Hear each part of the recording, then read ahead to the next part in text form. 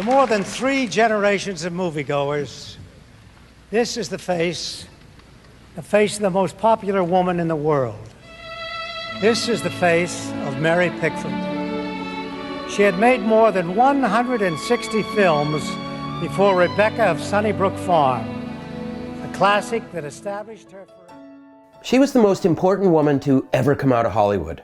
She revolutionized the art and business of film and was a fierce advocate for workers' rights. And she was from Toronto. This is the history of Mary Pickford. She was the first person to have their handprint on Hollywood Boulevard. She was the co-founder of United Artists, the co-founder of the Academy of Motion Picture Arts and Sciences, aka the Academy Awards. By her early 20s, she was making the 2021 equivalent of almost $19 million a movie. Gladys Marie Smith, known by her stage name Mary Pickford, was born right here at 211 University Avenue in Toronto. The story of Mary Pickford is elaborate, filled with pageantry, fame, sadness, struggle, and money. Lots and lots of money. When we think of celebrity in modern times, we see, well, in 2021, you can be famous for falling down, for putting out a terrible song, for eating too much.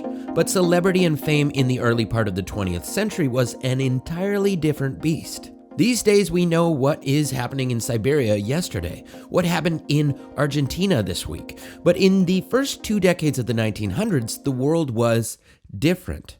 At the beginning of the silent film era, what you could or couldn't see was decided by a small collective of production companies and often theater chains controlled by them. So when a star was born during that era, they were only one of a few. The era of silent film had 2 megastars, Charlie Chaplin and Toronto's Mary Pickford, the girl with the golden curls. The young Canadian woman was known as America's sweetheart? She had made more than 160 films before Rebecca of Sunnybrook Farm, a classic that established her forever as America's sweetheart. Well, yeah, they called her that too. Side note, Canada at that moment actually had another world-famous star, arguably at one point the most famous athlete in the world, Tom Longboat, the distance runner. Gladys, aka Mary Pickford, was born in Toronto around 1892. She was the oldest of 3 children, born to a drunk father and a more reliable mom. After the death of her abusive father in 1898, the family would start boarding people. One of the boarders was a theater manager in Toronto, a man that would alter the life of all of them. Mary, known as Gladys still at the time, began acting in theater alongside her brother and sister and mother. This would lead into a numerous year stint traveling North America, performing in small productions for very little pay. In 1907, she would land a role that would change everything. A role on the Broadway production of The Warrens of Virginia, where she would take on her stage name, Mary Pickford. By 1909, she started working in silent film in New York. By 1910, she was off to California, becoming the first woman to be billed in film, the first to, by name, be named in promo materials. She would land her breakthrough role in 1914's Hearts Adrift. This would make her the most famous woman in the world. The only person equivalent to her was Charlie Chaplin. By 1916, in a slew of hits, she was able to command film contracts astronomical even by today's standards, $10,000 a week and a guaranteed $1 million from sales per film, close to a $19 million guarantee in 2021 dollars. By 1919, she formed United Artists with Charlie Chaplin and a few others. At this point, she and a few associates controlled Hollywood, and she didn't take this lightly. She lobbied for and created numerous initiatives to support the film industry, down from the entry-level runners to actors to producers and everyone. Her work trying to safeguard the people of the film world would be long-standing. By the mid-1920s, she was on top of the world. In 1927, she co-opened the Grauman's Chinese Theater. She would lay her famous handprints there shortly after, starting what would become a long-standing tradition.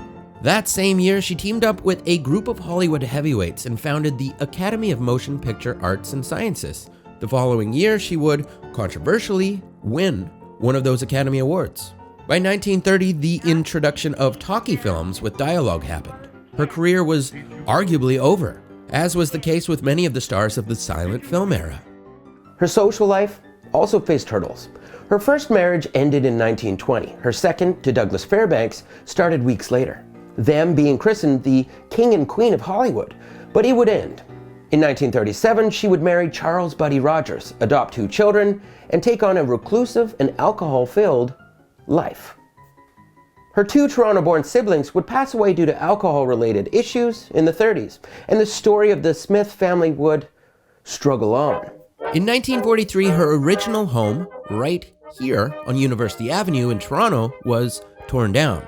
As she did for decades prior, she donated the proceeds from the sale of her original home to a fundraiser collecting money for war vets. And she would arrive in Toronto in May of that year to unveil the prize home. Nearing the end of her life, she proclaimed that she wanted to die as a Canadian. And in 1979, she did die as one, although in California at the time. In the early part of the 20th century, the world had only a handful of superstars. Toronto's very own Mary Pickford stood out even among them. People from all over the world would pilgrimage to University Avenue just to see where she was born. Presidents, kings, prime ministers all begged to meet her. She was welcomed at every train station, every boat dock, everywhere. And it all started right where Sick Kids Hospital is today.